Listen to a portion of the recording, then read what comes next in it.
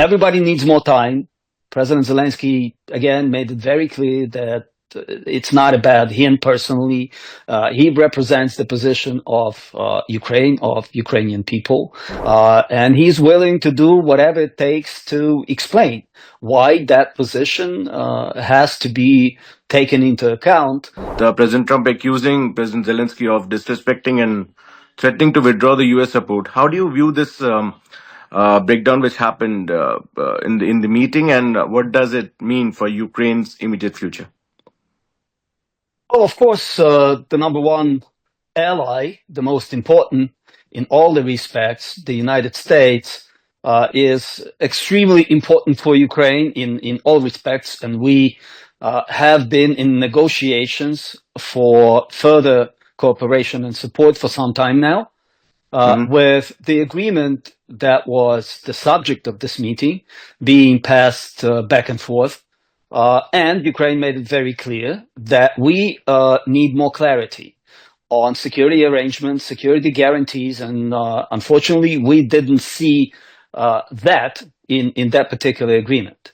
And Ukraine having a very sad experience of Budapest Memorandum, which we signed 30 years ago, giving up third in the world nuclear arsenal, and received a worthless paper instead of guarantees. Having that experience, we are not in a position to risk with signing anything which will not provide us sufficient guarantees. That's the essence of the arguments that are going on. In terms of what was happening in the White House, of course, it is unfortunate. We wish that things went more smoothly. We wish that our partners in the U.S., and we enjoyed U.S. support, bipartisan support for many, many years now, and definitely will be doing everything possible to retain that support. However, we, in order to do that, need to be very frank and open with our partners. And in a way, it's good that we have seen this very vivid exchange, put it mildly. But right after, President Zelensky went on Fox News, gave a thorough interview of what we see very important, what we prepared to do, and it's basically pretty much anything, but we will hold our positions still. This is not about President Zelensky. This is about Ukraine and Ukraine's position, Ukrainian people wishes, and positions of our partners.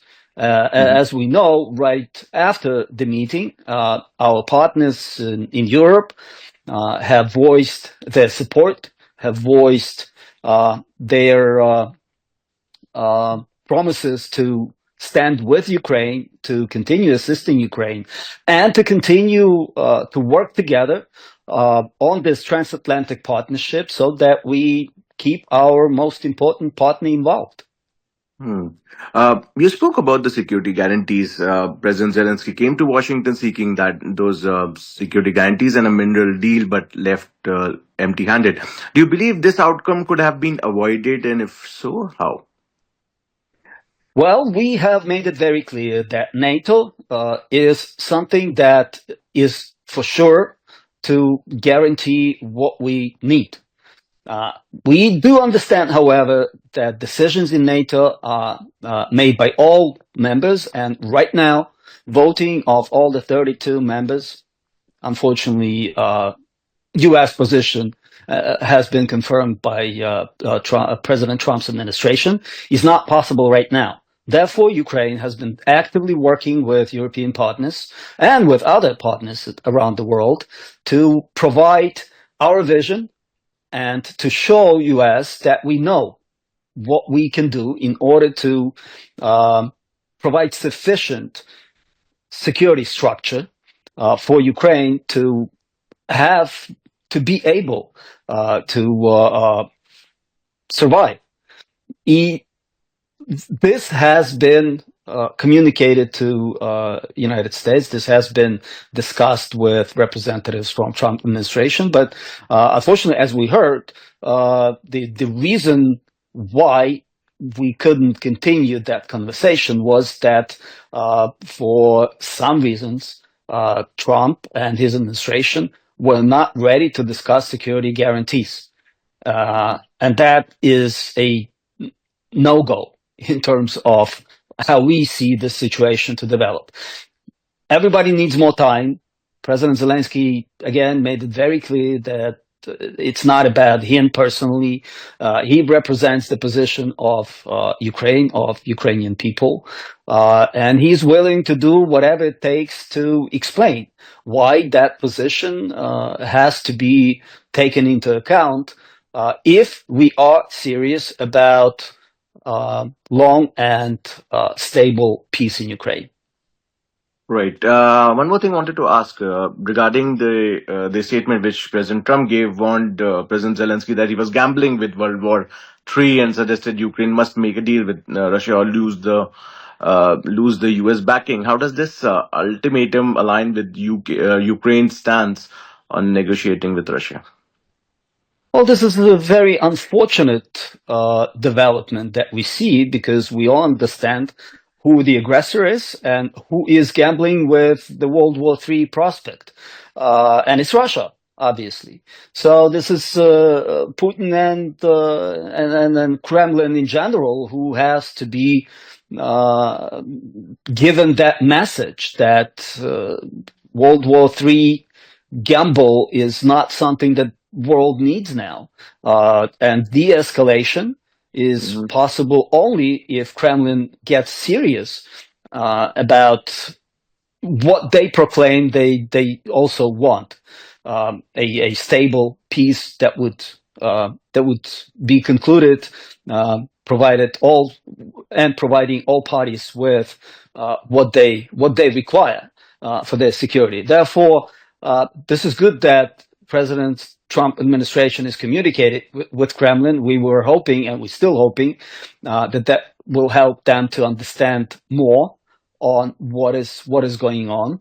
But Ukraine simply is not in a position to give up our sovereignty, our territories, and the world is not in a position to reward the aggressor for what has been done.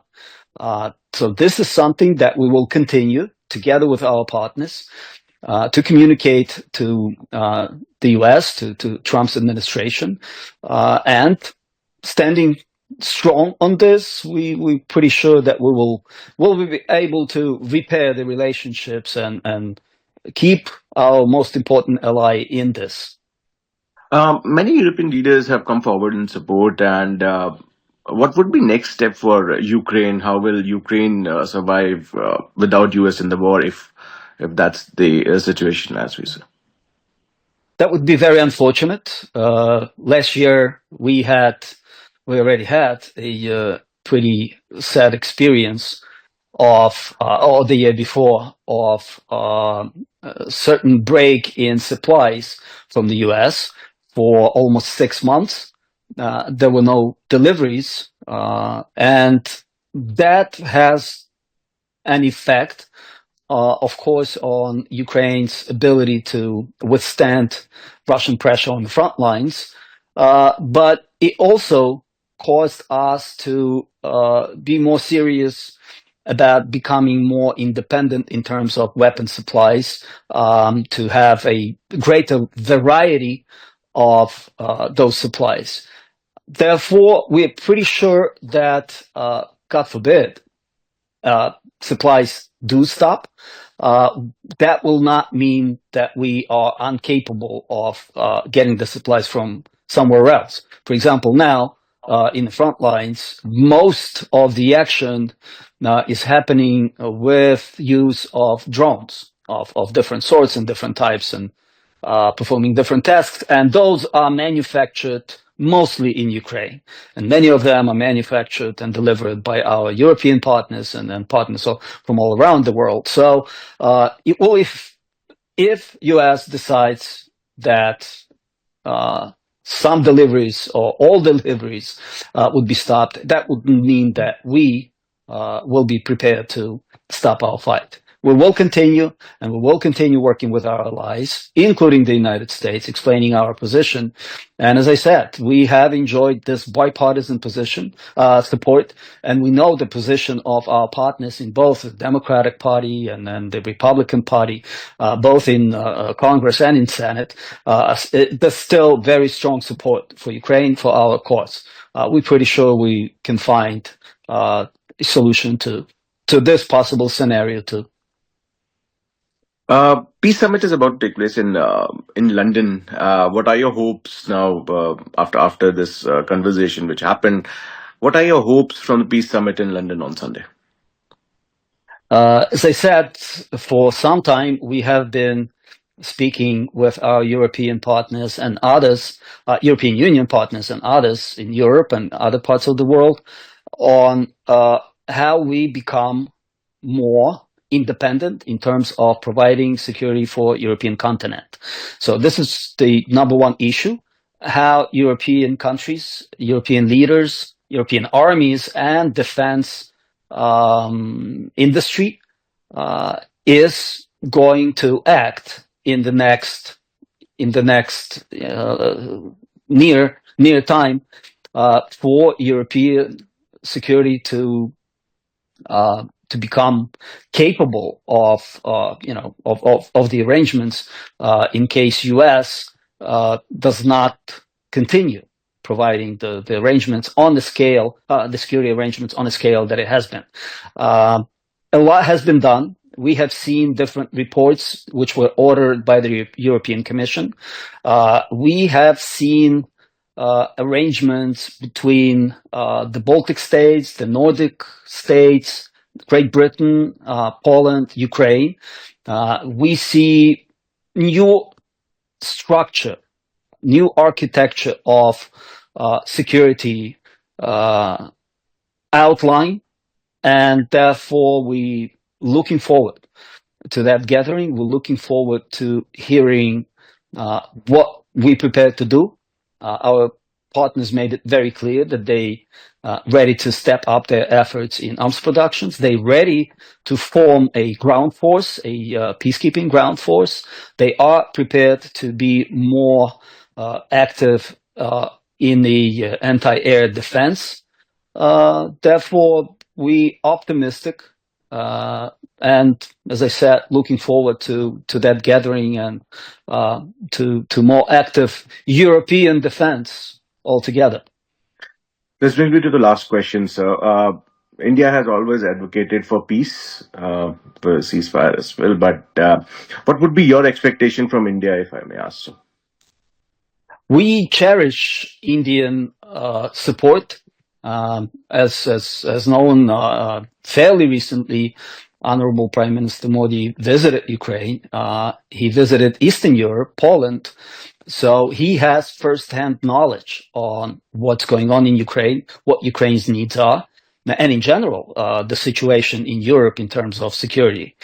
India is capable of providing significant military assistance. However, so far that hasn't been possible due to the neutrality position that India has taken. But India also has this ability to negotiate with different countries, including Russia, the aggressor state, and has some instruments, economic instruments, trade instruments, which it can use to force Russia to reconsider its aggressive position.